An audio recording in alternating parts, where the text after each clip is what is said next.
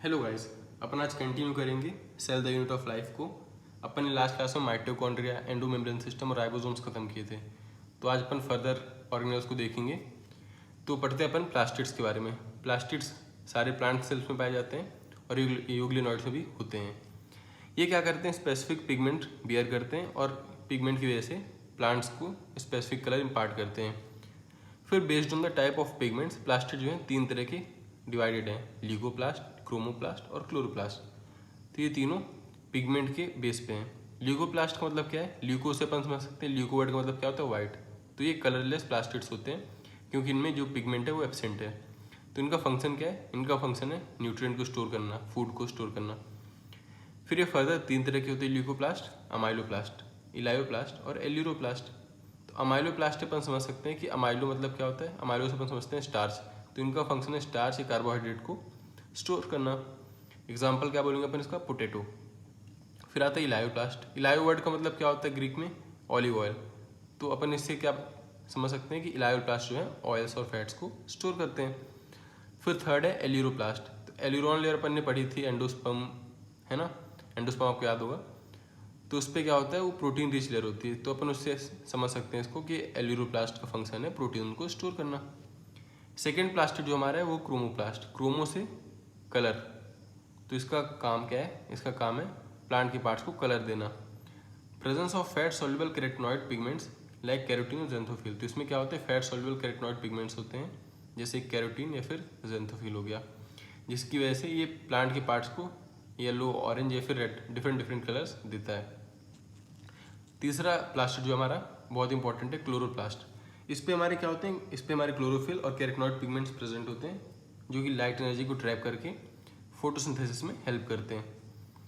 हमारा क्लोरोप्लास्ट जो होता है उसके वेरिएबल शेप में होते हैं, है ना। क्लोरोप्लास्ट वेरिएबल शेप में पाया जाता है, जैसे कि ribbon like, discoid, spherical, Oval या फिर लेंस शेप। तो अलग अलग शेप में क्लोरोप्लास्ट देखने को मिलते हैं। इसके जो नंबर्स होते हैं वो भी बहुत वेरिएबल होते हैं। जैसे क्लेमाइडोमोनास की अगर अपन बात करें तो क्लेमाइडोमोनास में एक क्लोरोप्लास्ट ही पर सेल होता है। वहीं मीजोफिल सेल्स में बहुत सारे होते हैं, 20 से 40 क्लोरोप्लास्ट तक पर सेल देखने को मिल सकते हैं। फिर अपन अगर देखें क्लोरोप्लास्ट में, तो क्लोरोप्लास्ट जो होता है वो डबल मेम्ब्रेन बाउंड स्ट्रक्चर है, जिसमें इसकी इनर मेम्ब्रेन जो होती है वो रिलेटिवली लेस परमेबल होती है आउटर मेम्ब्रेन कंपेयर में। और इसके स्पेस जो इनर मेम्ब्रेन के अंदर प्रेजेंट होता है उसको स्ट्रोमा बोला जाता है। फिर क्लोरोप्लास्ट में फ्लैटेंड मेम्ब्रेनस सैक्स होते हैं बहुत सारे, जिनको थैलेकोइड्स बोलते हैं। और ये क्या होता है, स्टैक्स के फॉर्म में, मतलब क्या कि बंडल के फॉर्म में, जैसे कि सिक्कों का बंडल होता है, पाइल्स ऑफ कॉइन्स के फॉर्म में अरेंज होते हैं थैलेकोइड्स। इनको क्या बोला जाता है, ग्रेना, ये बंडल को। इन ग्रेना को कनेक्ट करने का काम करता है स्ट्रोमा लैमेले। स्ट्रोमा लैमेले क्या करता है, कनेक्शन बिटवीन द ग्रेना। तो ये एक कनेक्शन है हमारे ग्रेनास के बीच में। थैलेकोइड्स में क्या होता है, ल्यूमेन होती है, उस ल्यूमेन में पिगमेंट प्रेजेंट होता है जिसको बोलते हैं क्लोरोफिल। तो थाइलेकोइड के ल्यूमेन में एक पिगमेंट है जिसका नाम है क्लोरोफिल। फिर अपन ने पढ़ा था कि इनर मेम्ब्रेन के अंदर एक स्पेस है जिसको स्ट्रोमा बोला गया। तो स्ट्रोमा में क्या क्या है, एंजाइम्स प्रेजेंट है जो कि रिक्वायर्ड होते हैं प्रोटीन्स और कार्बोहाइड्रेट के सिंथेसिस के लिए। Double standard circular DNA molecule भी प्रेजेंट है स्ट्रोमा में, और 70s राइबोसोम भी स्ट्रोमा में ही है। तो दो ऑर्गेनल हमको यूकैरियोट्स में ऐसे पढ़ने को मिले अभी तक, जिसमें कि 70s राइबोसोम होता है, जो कि प्रोकैरियोट्स में देखने को मिला था हमको। कौन कौन से, क्लोरोप्लास्ट और माइटोकॉन्ड्रिया। तो ये ध्यान रखना है, इंपॉर्टेंट है ये। फिर क्या आता है, अपन देखते हैं क्लोरोप्लास्ट का एनसीईआरटी डायग्राम। तो ये देखिए डायग्राम क्लोरोप्लास्ट का। तो ये देखिए इस पर डबल मेम्ब्रेन स्ट्रक्चर अपने को देखने को मिल रहा है क्लोरोप्लास्ट का। ये दो मेम्ब्रेन है, ये आउटर मेम्ब्रेन और इसके नीचे होगी ये इनर मेम्ब्रेन। फिर क्या है, ये सिंगल थैलेकॉइड है। थैलेकॉइड मतलब क्या है, ये जो बंडल दिख रहा है उस पर अगर अपन एक क्वाइन के फॉर्म में देखें, जो क्वाइन जैसा है, सिक्के जैसा है, तो इसको अपन थैलेकॉइड बोलेंगे। और ये इस बंडल को अपन क्या बोलेंगे, ग्रेनम बोलेंगे। पूरे बंडल को, थैलेकॉइड के बंडल को ग्रेनम बोलेंगे। दो ग्रेनम को कनेक्ट करने का जो काम कर रहा है, ये जो कनेक्शन है बीच में, इसको स्ट्रोमा लैमेले बोलेंगे। ये स्ट्रोमा लैमेले होगा। और ये इनर मेम्ब्रेन के अंदर जो स्पेस है पूरा, ये स्ट्रोमा है। फिर अपन पढ़ेंगे इसके आगे साइटोस्केलेटन के बारे में। साइटोस्केलेटन क्या होता है, ये network of filamentous proteinaceous structure होता है, जिसमें क्या माइक्रोफिलामेंट, माइक्रोट्यूब्यूल, ईआर, ये सब साइटोप्लाज्म में प्रेजेंट होते हैं। फिर अपन देखेंगे इसका फंक्शन क्या होता है साइटोस्केलेटन का। तो साइटोस्केलेटन का फंक्शन होता है मैकेनिकल सपोर्ट, मोटिलिटी और शेप को मेंटेन करना सेल की। तो ये तीन फंक्शन हो गए साइटोस्केलेटन की, कि उसको मैकेनिकल सपोर्ट प्रोवाइड करता है सेल को, उसको शेप देता है और मोटिलिटी में भी साइटोस्केलेटन जो है रोल प्ले करता है। फिर अपन क्या पढ़ेंगे, अपन पढ़ेंगे अदर नेक्स्ट ऑर्गेनल के बारे में, जो कि है सीलिया और फ्लैजिला।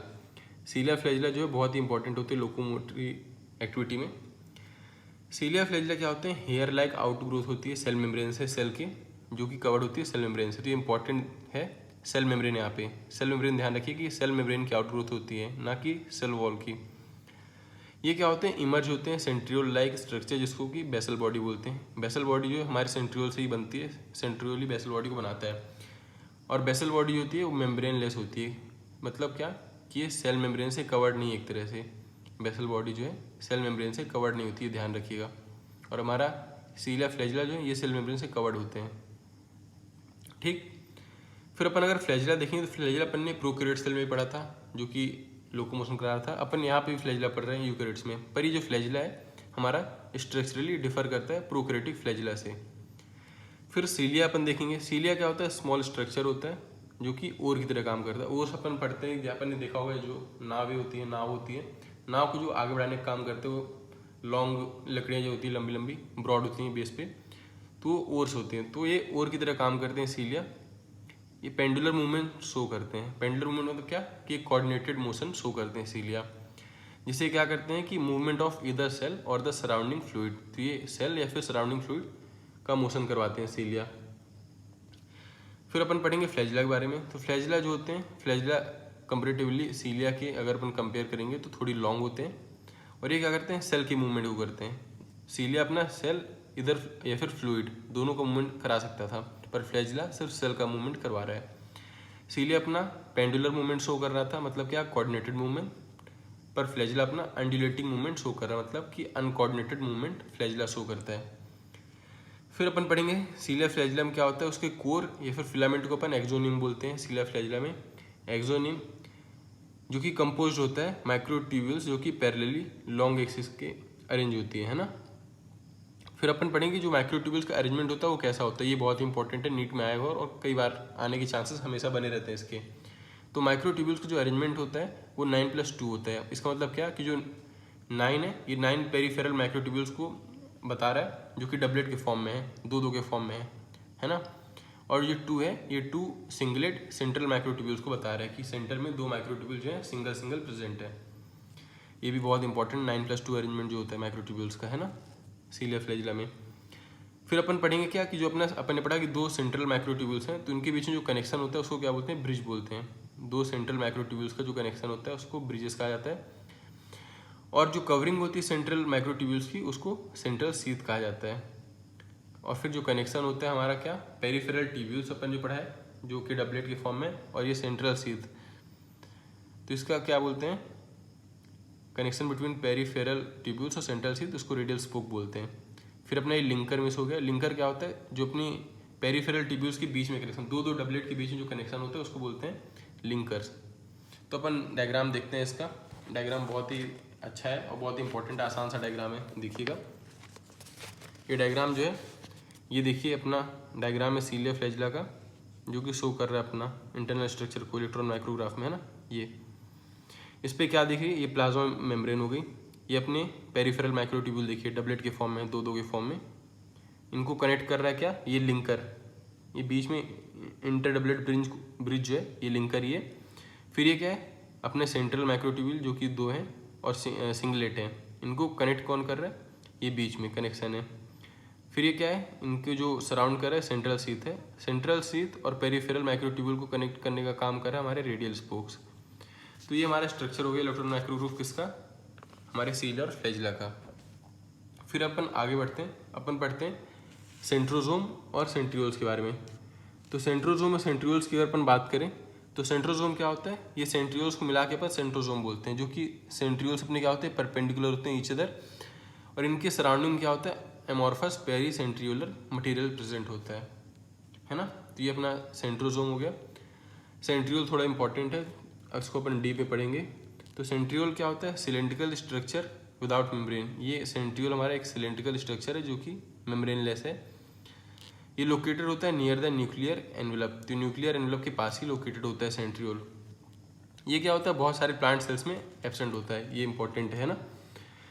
फिर अपन क्या देखेंगे कि इसका जो ट्रांसफर सेक्शन अगर अपन देखेंगे सेंट्रियोल का, तो ये कार्टव्हील स्ट्रक्चर होता है, ये भी बहुत इंपॉर्टेंट है, आया हुआ है, कार्टव्हील अपीयरेंस होता है सेंट्रियोल का। अपन ने पढ़ा था कि सीलिया फ्लैजिला में 9+2 अरेंजमेंट होता है माइक्रोट्यूब्यूल्स का, 9 पेरिफेरियम डबलेट होते हैं और 2 सेंट्रल में सिंगलेट होते हैं। तो सेंट्रियोल में अगर अपन अरेंजमेंट देखेंगे माइक्रोट्यूब्यूल्स का, तो क्या होगा, 9+0 होगा। पेरीफेरी में तो होंगे और वो ट्रिपलेट होंगे, है ना, पेरीफेरी में वहाँ डबलेट थे, यहाँ पे ट्रिपलेट होंगे, पर यहाँ पे सेंट्रल में 0 है, तो 9+0 अरेंजमेंट होगा यहाँ पे माइक्रोट्यूब्यूल्स का। तो कंपोज होते हैं 9 peripheral microtubules of fibrils of tubulin proteins की माइक्रोट्यूब्यूल होती है यहाँ पे, है ना। फिर सेंट्रियोल का जो सेंट्रल प्रोटीनिशियस पार्ट होता है उसको अपन हब बोलते हैं, है ना, और हब और पेरिफेरल ट्यूब्यूल्स का जो कनेक्शन होता है उसको रेडियल स्पोक कहा जाता है। तो इंपॉर्टेंट है कि माइक्रोट्यूब्यूल का अरेंजमेंट 9+0 यहाँ पे, वहाँ पे 9+2 था, वहाँ पे 9 डबलेट था, यहाँ पे 9 ट्रिपलेट में है। तो ये हो गया सेंट्रियोल। अब हम सेंट्रियोल का फंक्शन देखेंगे। सेंट्रियोल का फंक्शन क्या है, सेंट्रियोल जो होता है basal body of cilia flagella को फॉर्म करता है। तो सीलिया और फ्लैजिला की बेसल बॉडी फॉर्मेशन का काम सेंट्रियोल करता है, जो कि बहुत ही इंपॉर्टेंट है, और इसका सेल डिवीजन में भी काम होता है। Helps in the formation of spindle fibres during cell division in animal cell. तो ये क्या करता है, स्पिंडल फाइबर्स के फॉर्मेशन में भी हेल्प करता है सेंट्रियोल हमारा, है ना, एनिमल सेल्स में, क्योंकि प्लांट्स अपन ने पढ़ा कि मोस्टली एब्सेंट होता है, तो इसलिए एनिमल सेल्स में ही हेल्प करता है।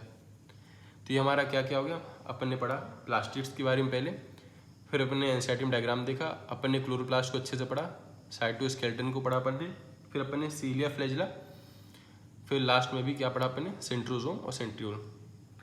नेक्स्ट क्लास में अपन पढ़ेंगे क्या, अपन पढ़ेंगे न्यूक्लियस के बारे में, क्रोमोसोम के बारे में, है ना। Thank you.